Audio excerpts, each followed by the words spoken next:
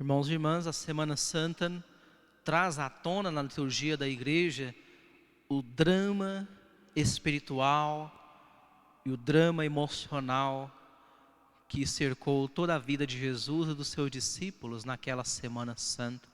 Essa semana que nós revivemos na liturgia, não apenas recordamos, não apenas lembramos do que aconteceu lá há 2000 anos atrás. A liturgia tem um poder espiritual de atualizar os mistérios que celebra. Por isso podemos dizer, hoje é terça-feira santa. Aquela mesma terça-feira que viveu Jesus junto dos seus discípulos. E foi uma semana gloriosa, a semana que abriu as portas para a salvação a todos nós, a toda a humanidade, todos aqueles que aceitem esta graça de Deus, mas também foi uma semana dramática. A cena do Evangelho que nós ouvimos hoje não se refere temporalmente à terça-feira daquela semana, mas como podemos notar, se refere à quinta-feira santa, pela tarde. Estamos aqui na cena de hoje, na ceia do Senhor. O mistério que vamos celebrar na quinta-feira santa pela noite, aqui às 19 horas na nossa igreja. A missa da ceia do Senhor. Os apóstolos estão celebrando a última ceia com Jesus. E esse trecho que nós ouvimos é justamente focado na pessoa do traidor, Judas Iscariotes, e também na pessoa de outro traidor, em outro nível, Simão Pedro. O pecado de ambos foi grave, mas o de Judas foi muito mais, logicamente. Judas traiu o Senhor de maneira vil, de maneira planejada, de maneira paulatina também. Não foi só na Semana Santa que deu um estalo na cabeça de Judas, ele disse, bem, cansei, agora eu vou entregar Jesus, vou vendê-lo por 30 moedas. O pecado nunca atua assim nas nossas almas, ele tem um processo.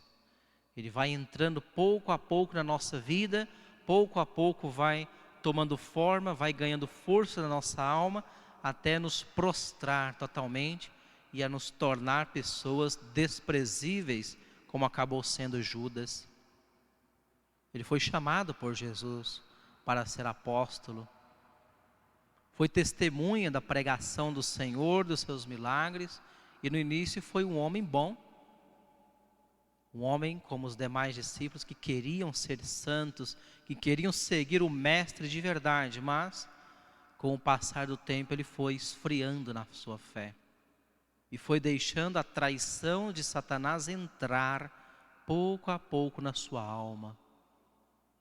Se nós lemos com atenção o Evangelho, vamos perceber que já um ano antes da Semana Santa, Judas já estava dando sinais de que iria trair Jesus.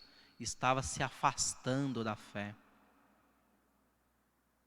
Na última Páscoa, antes da Páscoa definitiva agora, que estamos celebrando, tem uma passagem que deixa claro, qual Jesus, reunido com seus discípulos, declara, um de vós é um demônio. Ele falava de Judas Iscariotes. Já um ano antes, Satanás já estava tomando força na vida desse apóstolo. E é interessante nós notarmos como o mistério do bem e do mal, ele perpassa toda a história da igreja, não é? Jesus, mesmo sabendo que um dos apóstolos era um homem dominado por Satanás, um homem mau, um homem perverso, havia se tornado assim, no início não era, mas havia se tornado assim. Mesmo assim Jesus não o expulsa, o mantém lá e o constitui sacerdote como os demais apóstolos na última ceia. Sempre a igreja nos ensinou que na última ceia, na quinta-feira santa, Jesus instituiu o sacramento do sacerdócio, o sacramento da ordem e também o sacramento da Eucaristia. Dá o poder da ordem para os apóstolos, fazerem aquilo que o Senhor estava fazendo. Fazei isto em memória de mim, disse Jesus literalmente. E nós sacerdotes repetimos essas palavras em cada Santa Missa na hora da consagração. Tomai e comei, tomai e bebei, fazei isto em memória de mim. Jesus constitui Judas Iscariote, seu sacerdote, lhe dá comunhão. Nós ouvimos no texto de hoje, Jesus molha o pão e entrega para Judas. Ele come, ele comunga, porque ali não é pão comum, estamos na última ceia, estamos na Eucaristia. Jesus dá a comer o seu próprio corpo e sangue sacramentais. E o que acontece? Como efeito da comunhão na alma de Judas, logo depois de tomar o pão, Satanás entrou nele. Terrível essa palavra, né? Assustadora até.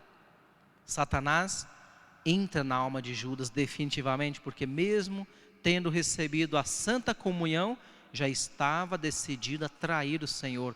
Se levanta e sai, vem de Jesus, recebe 30 moedas e o demais nós já sabemos o que acontece. Irmãos e irmãs, estar na igreja não nos garante sermos santos. Estar na igreja não nos garante que estamos sendo guiados pelo Espírito Santo ou por Satanás. Isso depende de cada um de nós, de abrir a nossa alma para Deus, de arrepender-nos dos nossos pecados, de confessar, como fez Pedro. Pedro negou Jesus 3 vezes, mas depois imediatamente se arrependeu, saiu dali, chorou amargamente, voltou pela penitência, pelas lágrimas, pela contrição, aos braços do Mestre, e se tornou um apóstolo mais forte ainda do que era antes.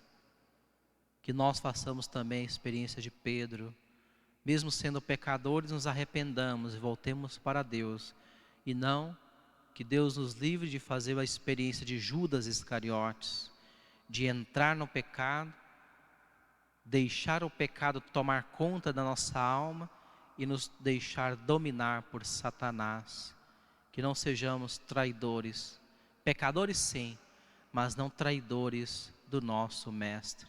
Que nessa Semana Santa então, voltemos para Deus, para assim podermos também com Ele celebrar a Páscoa como fizeram os santos apóstolos naquele domingo glorioso.